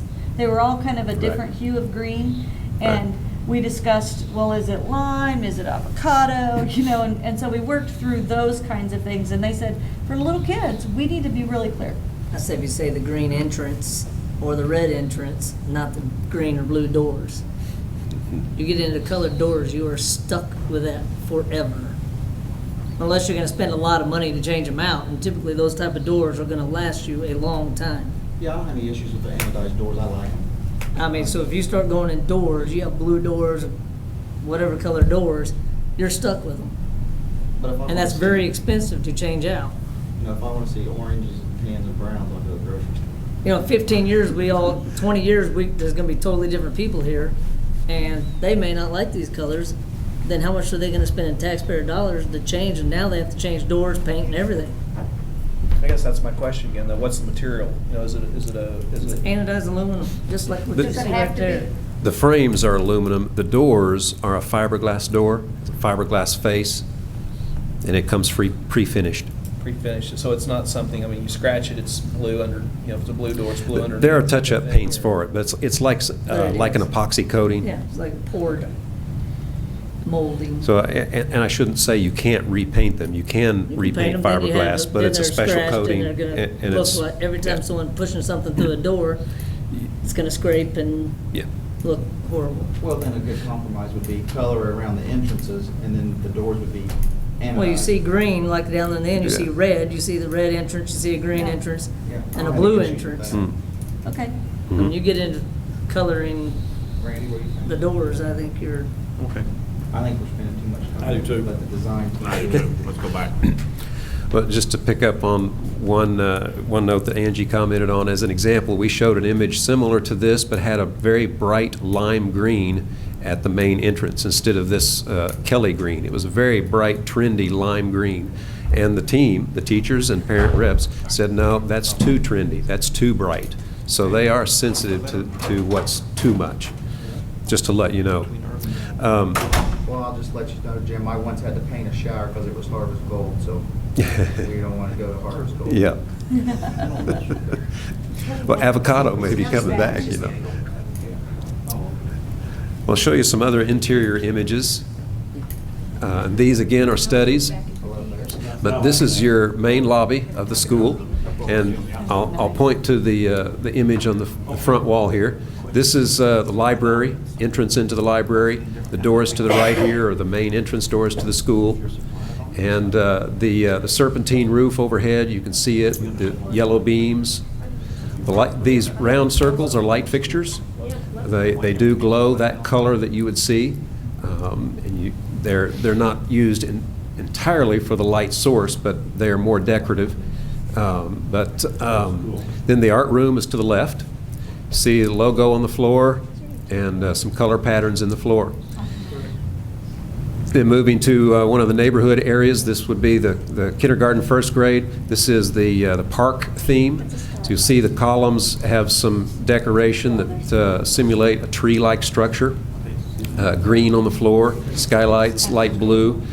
And one thing that you'll be interested to know is that these spaces look very colorful, exciting, interesting, but they're not expensive. The decoration you see, like these are the lily pads. This is the pond theme, by the way. This is second and third grade. These lily pads are acoustical panels. They're about $200 or $300 a piece, not hugely expensive. The soffit work is all built in with the architecture. The floor is vinyl composition tile in various colors. So these are not expensive materials or spaces to construct. And each of these neighborhoods, as we're calling them, are the collaboration spaces with the classrooms around the perimeter. You see the entrances into each classroom. A wall can have an accent paint put on it to add splash of color in those spaces, and then also with the furniture. This is the fourth and fifth grade collaboration space, or thus the Planet neighborhood. And the appointments or the decorations in the ceiling mimic rings of Saturn, if you will, or planet orbits. And those are acoustical baffles also. Not really that expensive. Could even be painted Tectum deck material. And the floor, again, vinyl composition tile. The teachers were excited to see this stuff. These pictures were something. Yeah, that they were got very really excited to see about. these. Is So the upkeep any different than on our standard? No, no. In fact, the floors are the same as in your other schools in terms so of. we're not going to have any added cost for. One of the things we're going to bring Jeff next month, Annie actually brought this up in an email to me the other day, said, can we get an update on, energy efficiencies and things of that nature? And I said, yeah. So in addition to that, I'd like to also bring some low maintenance materials and some of the things we're doing to try to keep maintenance costs low. So we see this as an opportunity to improve efficiencies from an operations standpoint, both through high quality HVAC systems and low maintenance materials. So that's been a focus throughout this project that we hope will actually lower operating costs as opposed to raise them. And these are designs that the teachers and the kids picked out? Yes. Okay. They have seen these and reacted favorably. We have not shown these to the kids yet, but as Angie mentioned, we want to do that. We'd like to have another session with them. What kind of material, what is the furniture, those blocks, what would those? That's going to be fun. I see that and I'm like all ready to go figure out what are these fun things that the kids are going to walk in and go, wow, that's what I want. And so there are lots of different products from a variety of different companies right now that have this kind of fun and inviting furniture, and it's not like, again, it's not like it's hugely more expensive. It's just different, and so we'll spend some money on some pops of fun stuff, as well as just really doing that. I've had every single architect firm has said to me, Angie, you've got to get that right, because we're building amazing schools, and it will be really horrible if you put old style furniture in these beautiful, amazing schools. And so they've all offered, I'll help you. Please let me help you. And so Jason and I have been doing a lot of exploratory work on that, and are continuing to do that. And I would say that in maybe a month and a half, we'll start really sitting down and defining with the architects what kinds of things are we needing to be looking for. Jim, when I mentioned the wow factor outside, that's the wow factor on the inside. Okay. That's cool. Gotcha. All right. We took all of these images together and stitched it into a little 2-minute animation. If you want to hit that button.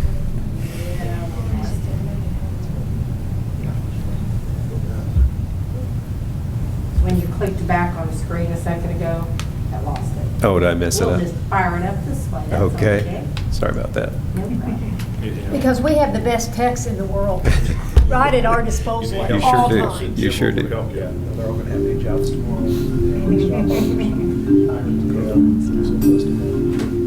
is in your front door into the lobby. That's all aluminum around those windows? Yes. Aluminum frame.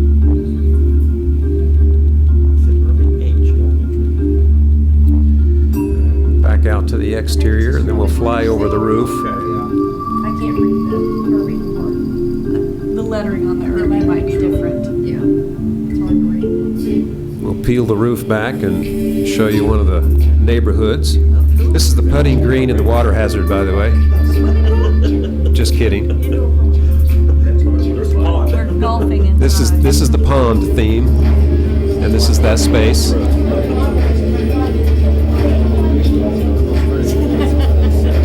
I didn't choose the music for this, really. No, I didn't. Or the sound effects. I keep expecting Clint Eastwood to walk out one of those doors here with the Italian Western music. We'll pan down to the south wing and peel the roof back here into the Planet neighborhood. This is 4th and 5th grade. Image of that space. Paul asked a good question about the furniture. The design team for this group has asked for that furniture not to be stationary, so they can do lots of things and have a good variety of activities within that. Down to the lower level, the 2nd and 3rd grade collaboration, or the pond neighborhood. A lot of tack space on the walls also, I forgot to mention it, but You said the planets were 4th and 5th? yes. The pond is K and 1? The pond is 2-3, and the park is K1, yes. Cool. You get to learn to swim, and then you can travel through outer space. That's right. I think the kids would just love it. Now, is this going to be up on our website? Certainly can be. I am leaving the files with Tracy. She has those, so you can put that on your website. That way, for all those students and staff, and for all those out there wanting to see it, I think it'd be cool for it to be on our website Sure, for them that'd be to look great. at. Yeah. We'll want to be sure we email Dr. Fort and Yes. Mrs. Vance, because I bet there will be some classrooms that want to see that tomorrow. Oh, yeah, definitely. That's cool. So that's where we are. In the midst of numbers and dirt and construction, we're still looking at the fun stuff too. Wow, that's a lot since we've seen the last time. Thanks for the update. Right, you bet. Well, that was possibly the longest superintendent's report I've ever had, so I'm going to turn it over to Randy. I'm done with my part. No more MSEP 5? We brought Justin and Nathan up, so we thought okay. maybe you'd had enough of MSEP 5 in work session, so we substituted. For those that are still with us, watching us on TV, now it's my report. This weekend we start an MSBA conference for some of us going to the school board conference at Tantera. I think Annie's going, Phil's going, myself,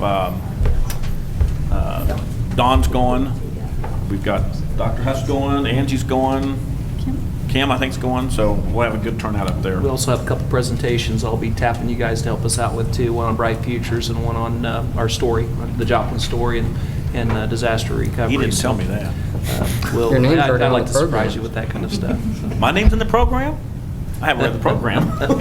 Got to get on the website. So anyway, we're going to have a couple opportunities for presentations we're excited about.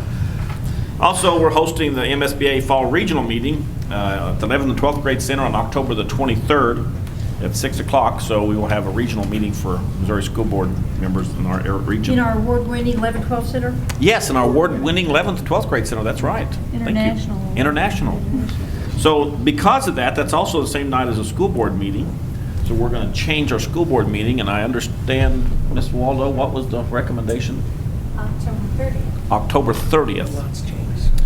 In addition to that, we will likely have a special session sometime between now and then because we'll be getting some bid packages in on the high school. We need to keep that process moving. So there'll be a date in mid-October where we'll have to get you guys together so we can make a decision on bid recommendations so we can keep that project moving forward. October 30th, everyone okay? Okay. I don't have anything else. Anybody else have any comment, any question, anything to in here? My president's report. Okay, thanks. We had no public comments regarding agenda items. So I need approval for the consent agenda. So moved. Motion made by Mr. Wilcox and second by Mr. Flowers. Any comments? Please vote. Yes? Yes. Yes. Yes. Yes. Moving right along. Well, that just moved it real quick, didn't it? We got caught up real fast. Real quick. Moving on to the regular agenda. District goals and standards of excellence. Dr. Huff. Okay, you'll recall earlier, I gave you a packet that you all have. If you'll turn to section 3 in that packet, and I'm going to get the PowerPoint fired up again. This won't take long. On my part of it, if you've got questions, happy to answer any questions related to district goals and standards of excellence. Okay. It's be on page 29 is where section 3 begins. Just kind of segue back to the earlier presentation and work session. Angie talked about MSET 5. I talked about our original strategic planning process. We had a chance to process how we've come along over the last 3 years related to our previous strategic plan. And I think we have an opportunity, an obligation, quite honestly, to move forward in new and different directions given our current reality, some opportunities that have presented themselves in the recent last 16 months, and some changes that have occurred. And taking a look at where we are now is very different than where we were 3 years ago when I came here as superintendent of schools in 2008. One of the things that I'm going to reflect back on briefly, you all had district goals prior to my arrival. This district has always had goals.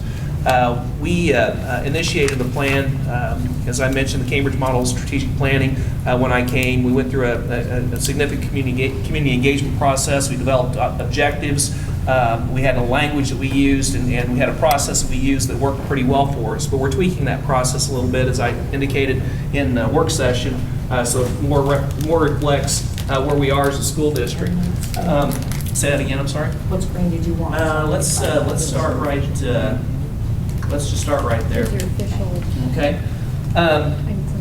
Dr. Bessendorfer also made mention of this piece. In April of 2011, we had a district strategic planning meeting where we talked about these skills for 21st century citizens. We had a great representation of our community at that meeting that gave us a lot of good input on what they wanted to see in terms of the end product. Beginning with the end in mind, what types of students we want to graduate from Joplin High School, and these were the specific areas that they felt like were very important skills for 21st century citizens to have in Joplin, Missouri, so that they're competitive not only on a local basis, but also in this global economy, competitive on a global scale. So there was a lot of great discussion. We had students, staff members, business people, community members, parents, administrators, teachers, classified staff members. We had a great crowd at that event, and we were really gaining some steam to take this next step into strategic planning, and then we got cut short on May 22nd. We had grand plans moving forward with that, as you all know, and so we got stopped short of being able to implement. We started moving forward. We had a good sense, we thought, of where things need to go, and started making some decisions and moving forward in spite of our challenges, but we've come to a point where we really need to get focused and get reorganized. And so what we've done, and looking back, the old strategic planning model looked like this. The new one, now I'm going to point to the old one here briefly. We have our legacy, our beliefs, our strategic parameters, our mission. That's not going to change. That doesn't change. What happens underneath those is a little bit different. We're going to move away from objectives. We had objectives under the old model. We're going to refer to those as standards of excellence. Those are, folks, our broad district goals. These are the things we want to become as a school district. We've established 5 of those based on your feedback and a lot of internal review that we'll be presenting this evening. Underneath that, then, we'll have waypoints, indicators, and strategies that will help us achieve each one of those standards of excellence that I'll get into in a minute. The thing that I hope will be helpful in this is on page number, get turned here to page 32. There's a little bit of you got a chart that kind of helps bridge the gap between old language and new. So instead of, again, using the word objective, I'm going to be using the word standard. Instead of strategies, we'll be talking about waypoints, specific results, be indicators, and action steps will actually be the new strategy. And we've got a great process, I think, that we've laid out that's help us going to get to where we need to be. But just to give you specific examples of what that might look like, and again, these are just samples. They're not anything in media that's here. You know, these are just things out of my head. There's going to be a process we go through to get here, but I hope this will illustrate what we're talking about. When we talk about a standard, and one that we'll be presenting in just a little bit, standard number 2, Joplin schools will graduate civic-minded, high-quality citizens who are college and career ready. That's a standard, okay? Under that standard, we'll have a waypoint. And that waypoint, in this particular case, Joplin schools will develop and implement an employability report card. That's yet to be named, but we're working on something like that to measure citizenship and soft skills expected by area employers and post-secondary institutions. That's an individual student accountability that we've talked about in this district, so that we hold kids accountable for attendance and behavior and citizenship and those types of things, and measuring that so that we can hold kids accountable for that. An indicator, sample indicator could be, if we want to develop this way, 90% of Joplin High School seniors will demonstrate employment and citizenship competency as measured by the employability report card. So there's kind of a flow to this. Next, strategy 1 could be, Joplin High School staff will create a consistent process to measure employability and citizenship skills to document student progress over time. Second strategy could be something about middle school programming related to that. And a third strategy could be something around elementary guidance curriculum. So we get that broad-based approach to implement a particular standard. There could be multiple, and there will be multiple waypoints for each individual standard. There will be multiple indicators for each individual waypoint. There will be multiple strategies to implement to help us get to where we need to be next. Okay? Now, Annie had asked the question, we talked a lot in previous meetings about the need to make sure these things are measurable. And I hope that you see that the standards themselves, although maybe very broad, in the very near future, we're going to get very specific, and those measurable components are going to come forward, and you're going to have those pieces that we're going to be able to implement and measure in that dashboard that we showed you earlier. We're going to be able to track that kind of information. We're going to have that data readily available, and when somebody asks me the question, how are you doing with this, we're going to be able to get that answer right away. We're going to know where we are with that particular standard and how we're progressing towards meeting that particular standard. Make sense? On that same, is there a timeline that you're expecting those numbers to come in and start seeing some numbers? Yes and no. One of the things that, looking at the old process, and one thing I think is really important here is that we don't rush it. The process itself needs to take the time to do it right. This is, if we believe that having district goals is important, and these standards are going to be our district goals, this is what we want to strive to be, the work that we do between now and the time we bring a document for board approval is going to be critically important. It's got to be exactly right. And I'm going to walk you through kind of what my thoughts are in terms of a process related to that right after I present these standards of excellence. The first one that we've come up with based on you guys' feedback and a lot of back and forth internally, all areas of student achievement will be on target or exceed expectations as measured by the Missouri School Improvement Program. This is something that's really important as part of BOE-Sept 5. Standard 2, Joplin schools graduate civic-minded, high-quality citizens who are college and career ready. That gets into the graduation rate issues and some of the other things we've talked about. Standard 3, Joplin schools become the employer of choice through the recruitment, development, and retention of high-quality staff. Standard 4, Joplin schools will become the school district of choice in Southwest Missouri by demonstrating annual improvement in overall patron, parent, and student satisfaction. And then the final standard, Joplin schools will demonstrate financial stability and targeted allocation of taxpayer resources to support the board-approved standards of excellence. And these would be the 5 standards we present to you guys this evening for board approval. And that will give us then the marching orders to move into this next phase. We'll come back to this slide shortly. That looks like this. If tonight the board approves the standards, we will start the process of an internal review. Okay? And the purpose of that internal review is to spend some time looking hard at the data internally and start putting the meat on the bones of the next plan that we'll be bringing forward to the board. After that internal review, we'll have a board work session where you guys will get a chance to review our initial analysis of the work that needs to be done, so you guys have a clear picture of some of the challenges we face and some of the things that we want to see accomplished to meet those board-approved standards. We'll have an open forum for community input. That information will be put out there for public review, and we'll gather data from that. Based on that broad-based public review, we'll bring it back for action team work that's very similar to the work we've had in the past, with the exception of, as we talked about earlier, One of the challenges we've had is keeping people engaged in the action team process. Having 8 or 9 or 10 meetings doesn't work in families nowadays. So it'll be a very intense, short time frame that we'll take a look at putting action teams together. And Angie, after the last strategic planning session, we saw some of those issues. We experimented with a one-day session with a broad-based group of people that did action team work around a specific area. And we're looking at something like that as part of that model. Again, it'll go back out to community review for additional feedback. We'll take that information then, bring it to a district strategic planning team that'll be very broad-based. And then we'll have another board work session, and then we'll finish up with board approval.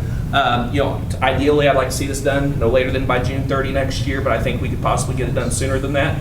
But again, it's important to trust the process and give the process time to take hold and get the data that we need so that we can make the decisions we need to make. The internal review that we'd like to start with, I think we can get that done in the next 4 to 6 weeks, 6 weeks tops, and then start having some work sessions and conversations about what's next related to that. But we've got to get started, and I know this school board wants to see us moving forward again in a very fast way. And I think it's very important that we sometimes have to go slow to go fast. And if we rush this process, I think we're going to be headed for disaster. And I think that one of the things, an analogy I'll use, we've been hard at it, as you guys know, for 16 months. And I like watching these old war movies, and it's like you're on a submarine and you've got these depth charges that have been dropped all around you for 12 months. And on May 22nd, after the president was out of town, we got through the anniversary date, we had finally got an opportunity to take a breath. That was the first breath we got to take on May 23rd when the media left. I had no idea how much time that was taking, but the media pretty much left town. And this board said, okay, game over, let's move on, full steam ahead. And as the captain of the ship, I'm telling you, we had a badly damaged submarine, and we had a lot of wounded people. And I was trying to get a sense, and Angie and Paul, my entire team, have been trying to assess the damage to the ship over the course of that 12 months. We did not have time to do that. And now that the depth charges are gone, we've had time to do that. And we've just had a few short weeks, 2.5 to 3 months to make that assessment. I'm telling you that we've got some work to do as a school district. And if we don't take the time to do this right, we're headed for disaster. We've got to get our ship back to port. We've got to put some Band-Aids on it. We've got to tighten some things up. We've got to get the systems in place, and then we need to go back out to sea again. But we've been hit hard, and I'm asking for grace from the school board to give us time to do this right. That's what I'm asking for. So our challenge tonight, we've got 5 standards of excellence that I think are exactly what we need to do based on the feedback you've given me, based on the work we've done internally, looking at those standards, and we need time to fix our ship before we go back out to sea again. I'm ready to do that, but we need time to do that right. Make a comment on standard 4 for the overall patron, parent, and student satisfaction. Can we change that to involvement? I would rather all those folks be more involved in our school district. Annie, I think what you'll see, and we can do that. Then that's just my, Sure. all the other ones are. I think the important thing to know is that when we get into the waypoints and indicators and strategies, we're going to be talking about those things. So the community engagement plan that Kim and Kelly put together last month, that's going to be cut up, and those pieces, individual components, are going to fit naturally into this document in different places. So that community engagement is going to happen. We can talk about semantics and get into those words, and that's fine. That's okay. I mean, I think involvement happen. is easier to measure than satisfied. I mean, I can be involved and not be satisfied. True. So that's my only comment. Yeah. Any other thoughts on that? I mean, that's. I just got a couple comments. Okay. I would just like to restate my objection to the administration doing school board goals and not involving the school board as policy dictates. And then number 2 would be, I don't think I can approve this without seeing a finished product. I would rather see the whole thing at one time instead of being broke down into pieces. But this is a critical foundational component. We cannot move forward without having the standards or objectives. We've got to have that. But why do you need that approval from us if you're developing the goals, right? That's what these are. then you would develop the goals, the action steps, or whatever the new words are. Then you'd submit that to the board for approval. And we will, and part of that process, and if I could go back to this slide, if you'll look at each one of those asterisk areas, there's opportunities for board input throughout the work sessions, the action team work. I'd like to see board member involvement on that, the district strategic planning team, the board work sessions. I mean, we've got opportunities for board input, but I've got to have objectives. I've got to have these standards in place so that we can move forward. Because one of the things we've done, the hallmark of the work we've done at this point is community engagement. I mean, you just mentioned it, Annie. We want the community involved in that process. And before, in the old process, we did the same thing. Jeff, we brought forward all those pieces, those initial parts first. The board approved those, and then we moved forward with the rest of the process. So the process is very similar in terms of a board opportunity for input into that process. In fact, you actually had more input into these standards because we had that board retreat, okay, where we developed a lot of the pieces and then we categorized those. We've had a board retreat since then and work session where those were presented, and this is the end result of that work. And this board's made it very clear to me that you don't have a lot of time. And when we talked about that in April, I said, "What's next steps?" And I told you this is what we were going to do at that time, way back in April. That I was going to bring these recommendations, and you guys were fine with it at the time. And so I'm getting mixed signals, and I want to make sure that we're heading in the right direction. And I feel like this is the right process and this is the right time to get it done. I would say, CJ, that I like the standards because it kind of hits on overall things that the district wants to accomplish. I think a little bit of the frustration is that we don't have those measurable, things to measure and say how we're doing. And I understand it takes a process to do it. I would just encourage administration to continue with those overreaching goals that we have now in place, like graduation rate and some of those. We're not going to let those fall off the radar while we're trying to do other things. So I would say I would approve this process, but just reiterate that the things that you're already measuring, that you're already kind of holding your team together with and for, that we continue to report that out to the board. And that's attendance and everything we've talked about. Attendance, graduation rate, some of those other things that are on there that we've been tracking, and those might fall on your final end product anyway. Well, the thing that we got into, and you talk about all the things that need to be measured, I mean, Angie pointed out how many areas are we going to be measured on the new MSET 5? Too many. A lot. Do you want an individual board goal for each one of those specific targets so you guys approve and have a list of 40 or 50 board goals? We're trying to start big first, big broad standards, and then break those down into its component parts and get more measurable as we get into it. And those pieces are going to come, and it won't take long to do it. But there needs to be a community engagement process because this is going to become our district strategic plan, and our community needs to buy into that. And we've got to go through that process to get there. And we need to get a start. We need to get a foothold, and we feel like these standards are good standards to give us the foothold we need so that we can move forward with the full development of that plan, where you guys will have the opportunity throughout to be engaged in that process, and then we bring that plan to the board for formal approval at a later date, and it's going to be a good plan. It's going to be better than the last plan we have because we know more now than we did then. So it'll basically take us this school year to develop it. Potentially. To get to the end. Depends, if the community wants to get together and, they have questions as we get input, the people need to drive the process, and we've got to put the process together within parameters, and we're going to have a timeline. My hope is next spring, but I don't want to overpromise and underdeliver. And I'm afraid that the process itself, as we go through it, as we get more and more community input, that it could go a little bit longer, but and a lot of it is about scheduling and time and what's going to happen between now and then, because we're still dealing with a lot of stuff, and you all know, staffing wise, I got Paul stretched as thin as he can be, Angie stretched as thin as she can be, I'm stretched as thin as I can be, and these, you're looking at the people around this table that's going to be carrying the ball, and so it's going to be a matter of time, and but we're going to move forward quickly, deliberately, and strategically, and we're going to do it right, and we're going to bring some really solid recommendations. You're going to have more measurable.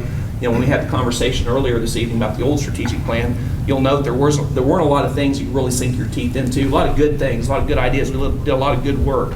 But the next strategic plan, what you guys are going to be approving is going to be very specific, and the measurable components are going to be there. You see the systems we're putting in place that are going to help us with that. I like the measurable part. We need to have that. I just had a concern about the timing of. So basically, when this gets finished, we'll actually implement it in 2013 for 2013 and 14.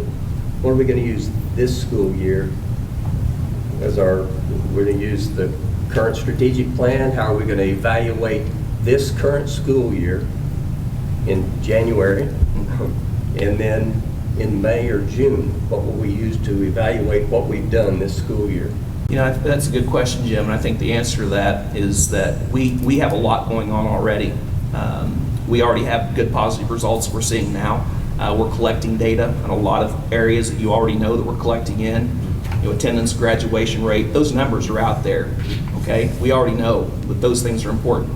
I think we continue to stay focused on those areas that we've identified as being important and continue to do that. We'll bring that data to you in January and again in February, March. I mean, we're going to be reviewing that. Those updates are going to continue to come.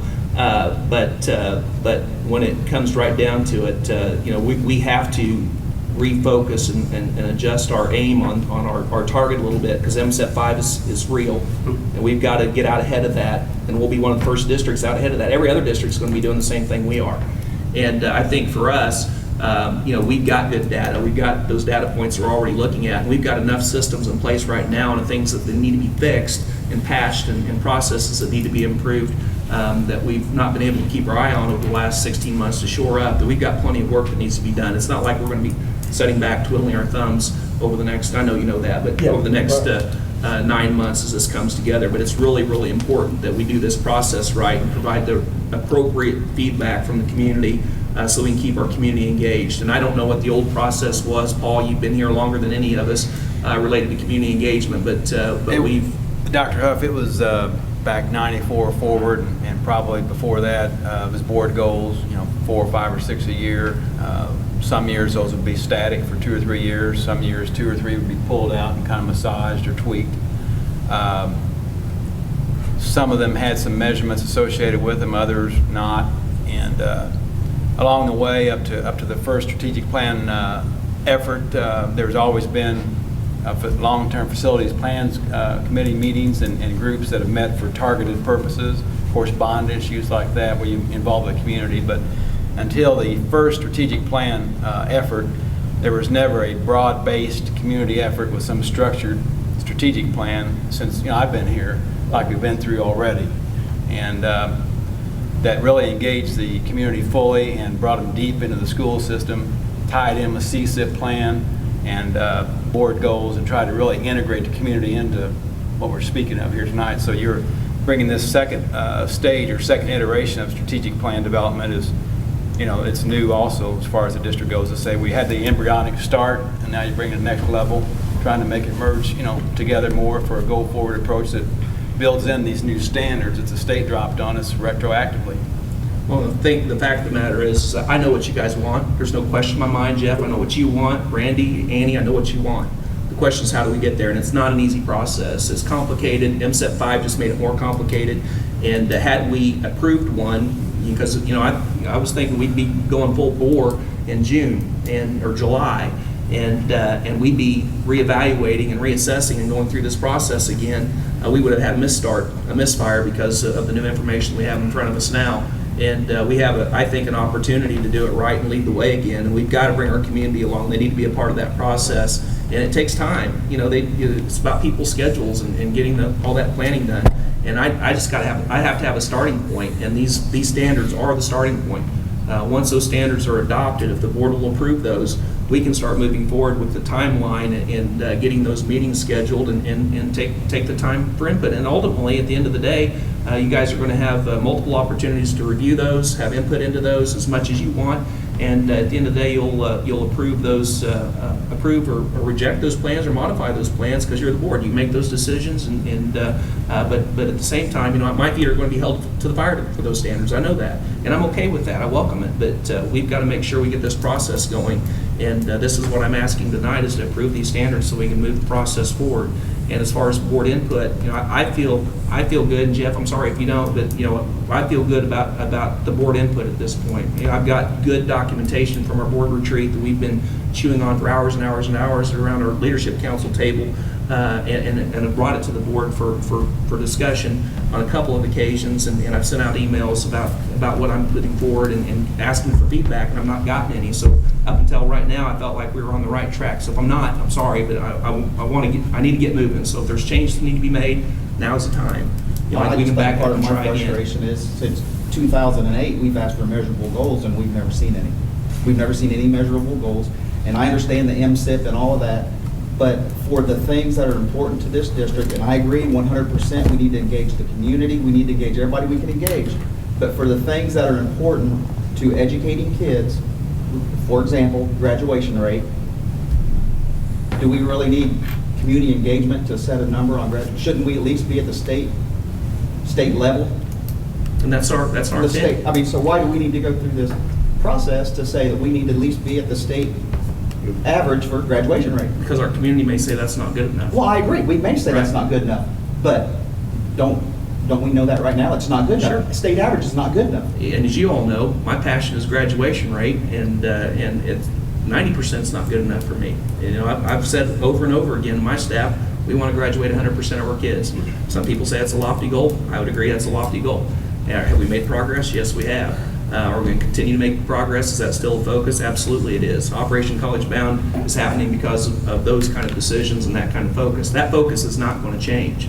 But the work that has to take place and the foundation of this district is going to be this new strategic plan. And we've got to have we have to go through that process and fully vet that process and make sure our community's engaged to the degree they need to, because it involves them. You know, we want our communities to know. Yeah, I know. I know you agree, but I think that part of the challenge for us is making sure that we bring the community along and give them that opportunity to develop those measurable goals. You know, you want measurable goals. The strategic planning process brought us what it brought us, which is good things. We've made progress.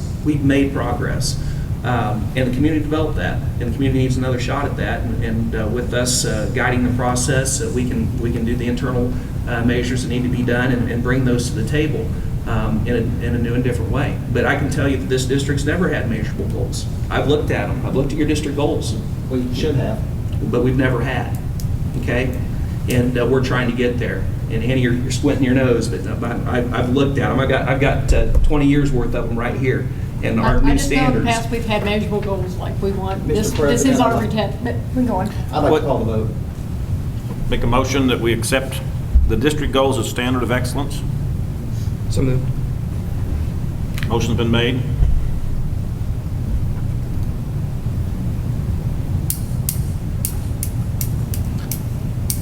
Need a vote? Huh? Need a vote? Need a second. Just need a second if we don't. Second. Mike made the second. Mr. Wilcoxon made the motion. Mike seconded. Any discussion? Please vote. Nope. No. Yes.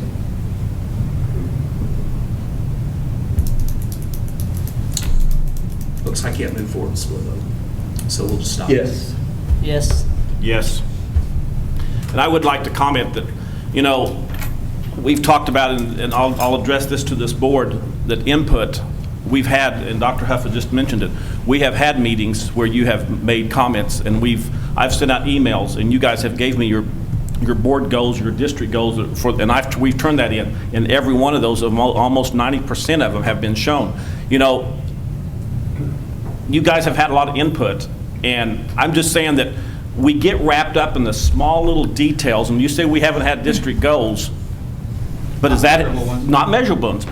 But that's not his fault. That's us as a board that should be held accountable. That's what I'm trying to do, Randy. But what I'm trying to tell you, Jeff, we as a board that's sitting here tonight, I'm not the professional educator that can say, I want you to do this because it's a measurable goal. He's been trying to present to us what is a measurable goal, and that's what he's working on. His staff has been working on it. And we've discussed this in meetings before. And I come back to the point, if it's this board has an issue with it, then this board needs to, and we've discussed it many times, but it's this board that makes that decision, and we're sitting right here listening to it tonight, and there's been maybe 2 or 3 comments at the most. And I think it's a wonderful plan, but you've got to step back sometimes to move forward. And I'm just going to be blunt, and I know we're on live on TV. But I'm tired of hearing some negative stuff out of board members that we need to be positive 100% in this district. Not everything's going to be 100% sure. But I guarantee you this, at the end of the day, how is the education of our children at the end of the day? We've got a wonderful district, and we've got a staff that works their tail off, and guess what? We need to realize that. Is it the best? No, we've got a long ways to go. But until we walk into a classroom and sit down as a teacher, or we're the educator, we need to realize there's room for improvement. And all I do is get wrapped up to the fact every time we talk about the standard of excellence. Standards of excellence, we've got a long ways to go and a short time to get there. By tonight voting the way we voted, you're telling me that you do not support the direction this district's going. I don't think that's the. And that's how I feel. Anybody else want to comment? Yes. I don't disagree with the standards of excellence. I disagree with we are not following board policy. That's what I disagree with. If you go to the website and you pull up the board policy and you read it, it says that it is a policy-making function of this board to set district goals or to set school board goals. So I voted no because I don't believe that that is what's happening. So to me, as a school board member, policy-making function, to me, means that at least at a minimum, our 2 school board members that sit on the policy committee should be involved intimately in the establishment of these goals. So what I just heard is that 2 board members should be involved intimately in the establishment I of the goals. said at a minimum, because that's what our policy reads. And I think that there's a lot of confusion about language. And quite honestly, you know, when I hear the term board goals, that's the goals that the board sets for themselves. And maybe I'm wrong, but you know, we have district goals. We have had a district strategic plan. I've had this conversation with the school board in years past about whether or not our objectives were our board goals. And so the board wanted to take me down one path. Well, I had a strategic plan that told me to go another path. And that's been an issue for the last 2 years. I think we're done with discussion. You got 4 votes. Let's move on. I honestly don't feel comfortable moving forward with a split board on this issue. This is something we'll be taking to the community, and if we need refinement, we need a work session to get these standards refined. I will do whatever the board. I work for the board, but I don't think this is a surprise. We've been talking about this since April. It is a surprise to me, though. I've been saying it since April that we needed board involvement. Jeff, this is a surprise to me because I've put this information out and I've had no feedback. CJ, I sat in your office with you for 2.5 hours about a week and a half ago. That's true. And did I not bring this up? I did, but I've sent it out for feedback again. That's I got feedback. nothing back, Jeff. I got nothing back, and I've got to get that feedback. That communication's got to be there. It's got to be there with me. It's got to be there between you guys, and it's not. We've got to communicate. We've been through a lot together. I think I'm the one that sat over at North Middle School right after the tornado and said the communication is terrible in this district. And I asked for improved communication on that day. And I can honestly say I don't think it's improved. Well, then that's now not. you're sitting here telling me that we need to improve communication. 16 months ago, I asked for improved communication. Jeff, I was taking care of people. I was taking care of our school district. I understand. No, you don't, Okay. because it's still coming up. I did the very best I could with what I had available at the time. Nobody's talking about whether you did a good job or not. Nobody's talking about that. I'm talking about school board involvement in things that people elected us to do. And they elected us to do that. Any more discussion? Accounts payable, Mr. Barr. The bill list items for payment of materials, equipment, services, salaries, and benefits in both instructional and support areas are presented. The administration recommends the Board of Education approve payment of bills in the amount of $8,423,268, no cents. So moved. Second. Motion made by Mr. Fire, second by Mr. Kimbrough. Any discussions of accounts payable? Please vote. Yes. Yes. Yes. Yes. Yes. And yes. Thank you. Discussion items. Andy, you have anything? I think we're just moving forward with our construction is awesome, and watch Jet 14 because they're improving their programming and we're going to have a lot more kids out in front of the camera. That's true. One thing I'd like to bring up is if you're not a friend on Facebook with Joplin Schools, please hit like, because you can get a lot of updates for athletic events when scores and stuff pretty quick. And right now, I do believe our soccer team is still undefeated. Well, lost in the Jefferson City. Did we lose in the Tournament. city? Oh, Jefferson City tournament. see, I haven't checked my date. I think But you're our 9-1 tennis and 1. team is doing awesome, and Swimming team's doing Swimming well. team's doing awesome. I mean, I get updates on, it's neat to have all those updates on Facebook, so. that is cool. Anybody else have anything? Need a motion to go into closed session.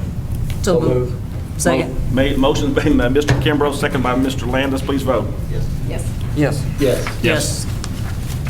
Meeting adjourned.